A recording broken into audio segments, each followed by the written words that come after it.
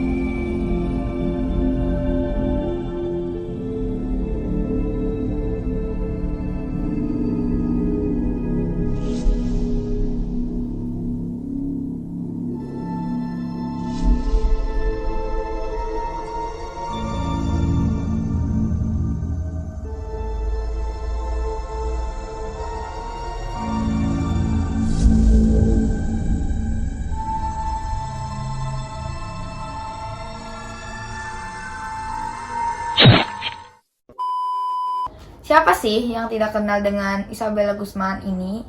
Nah, sekarang saya akan menjelaskan.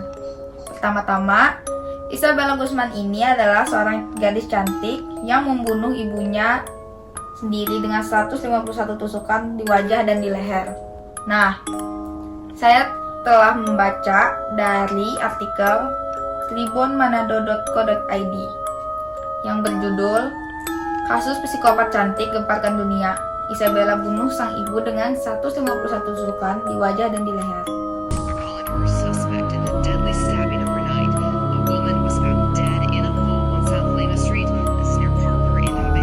Ditahan tanpa ikatan di penjara di Kabupaten Arauco pada 28 Agustus yang menusuk kematian ibunya, Yu Min Hoi, 47 tahun. Melansir dari CNN, sebelum pembunuhan sadis itu terjadi, Isabella dan ibunya Yumi Hoi diketahui kerap bertengkar, terutama semenjak ibunya menikah lagi dengan seorang pria bernama Ryan Hoi. Nah, ayah tiri Isabella ini mengatakan kepada pihak berwenang bahwa Guzman dan ibunya sering bertengkar. Dan sehari sebelum dia menikam ibunya, Isabella juga sempat mengirimkan email kepada ibunya yang berisi, "Kau akan menembusnya."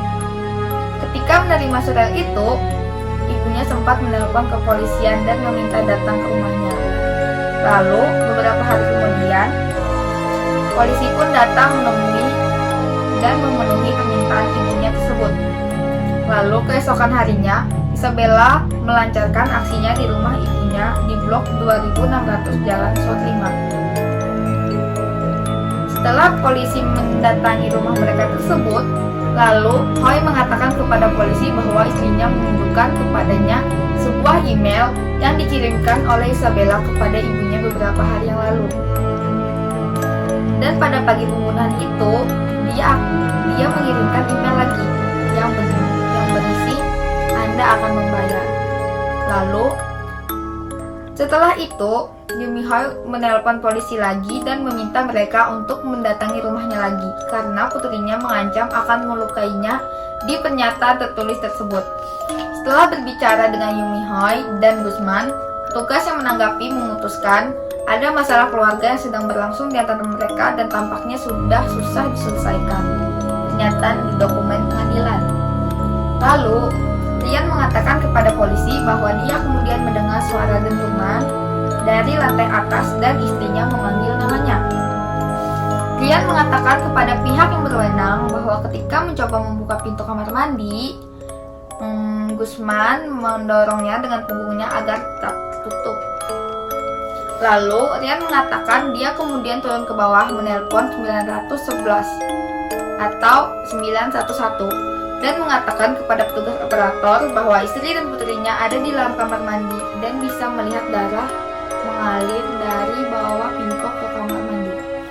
Lalu kemudian Ryan juga memberitahu kepada polisi ketika dia kembali di atas. Dia melihat Isabella berdiri di ambang pintu kamar mandi sambil memegang pisau. Lalu dia mengamati istrinya terbaring di lantai kamar mandi berlumuran darah dengan tongkat baseball terletak di samping punggungnya. Sesaat polisi tiba di rumah, mereka menemukan tubuh telanjang Yumihoi terletak di kamar mandi dengan banyak luka robek dengan tusukan. Setelah itu, dia dinyatakan meninggal tempat kejadian pada pukul 10:28 malam. Polisi menemukan jasad Yumihoi dalam keadaan mengenaskan di kamar mandi. Dan ada dua berselang beberapa jam kemudian.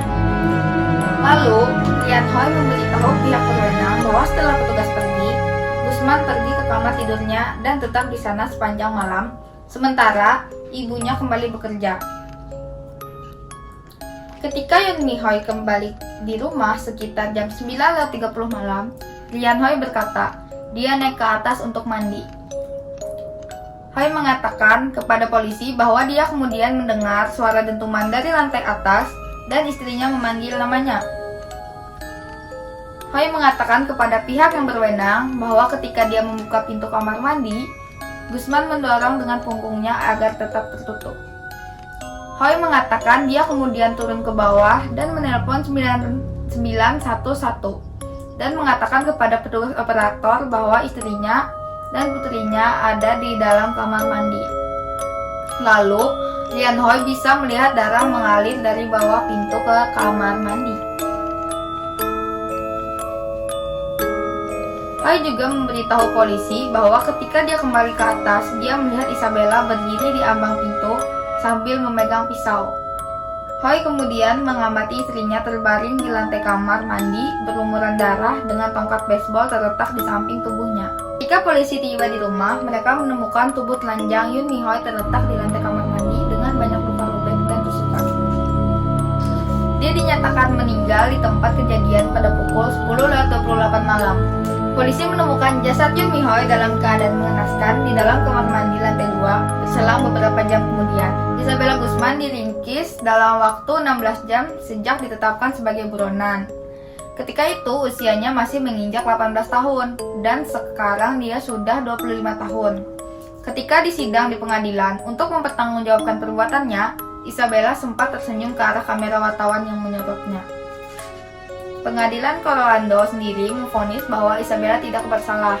Dia dikirim ke rumah sakit pemerintah Pueblo untuk menjalani perawatan kejiwaan, alih-alih dikirim ke penjara. Menurut keterangan dokter yang merawatnya, Dr. Richard Pons, Isabella didiagnosa mengalami paranoia skizofrenia.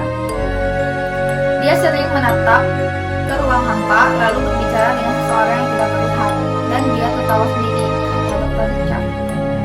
Nah, itu dia kasus Isabella Guzman, seorang psikopat cantik yang tega membunuh ibunya sendiri. Sekian video dari saya, terima kasih. Dah.